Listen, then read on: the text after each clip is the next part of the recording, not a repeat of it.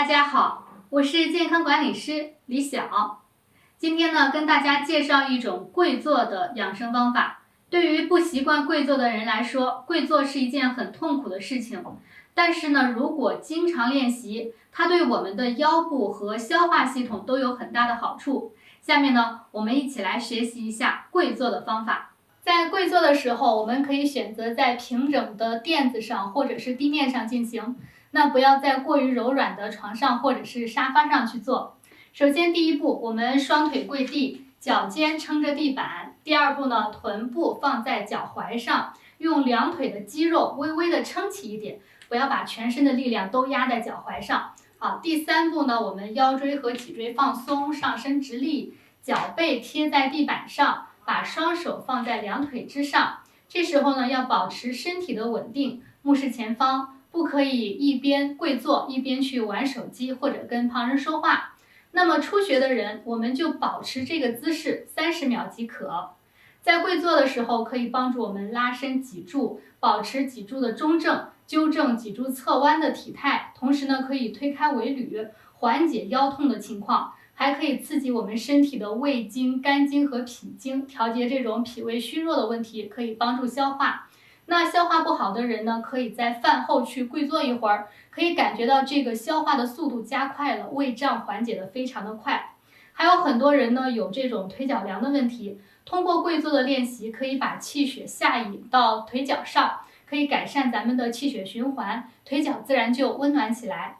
那么跪坐呢，还有一个好处是养心安神，除了早上在平时烦躁的时候，都可以去跪坐一会儿，那可以舒缓我们的情绪。平时像难以静下心来的这种人群呢，都可以经常去尝试一下。跪坐之后，还可以用膝盖去走一走，叫做膝行。随着膝行的时候，腰部的扭动能够起到补肾的作用。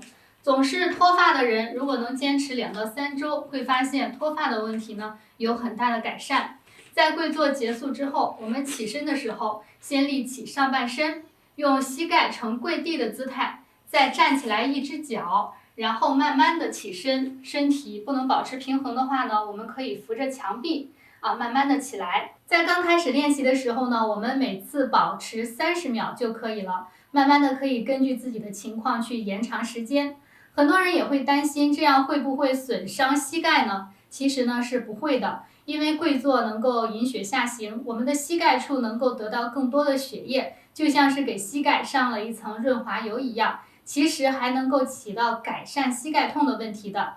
当然了，如果您平时是有严重的下肢的病变，或者是下肢受过外伤，就不要做这个动作了。还有人会发现自己是做不下去的，那大腿和小腿之间还有很宽的距离，这是肌肉比较僵硬，我们的筋不够柔软的问题。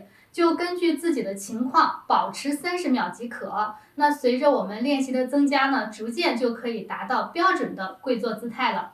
我们在电视剧里呢，其实也经常看到，古人都是跪坐着吃饭、读书和交谈。那其实呢，跪坐这个姿势也叫做正坐，是非常端庄大气的一种郑重的姿态。在先秦时期呢，如果不会正坐、不会跪坐，或者是乱坐，都是属于不懂礼仪的行为。那么跪坐呢，不仅是对我们自身内在的一种修行，同时对身体又有这么多的好处，那么大家又何乐而不为呢？那今天这个跪坐养生的方法就跟大家分享到这里。我是健康管理师李晓，如果您还有什么想了解的问题呢，还可以在视频的下方评论区再留言给我。谢谢大家。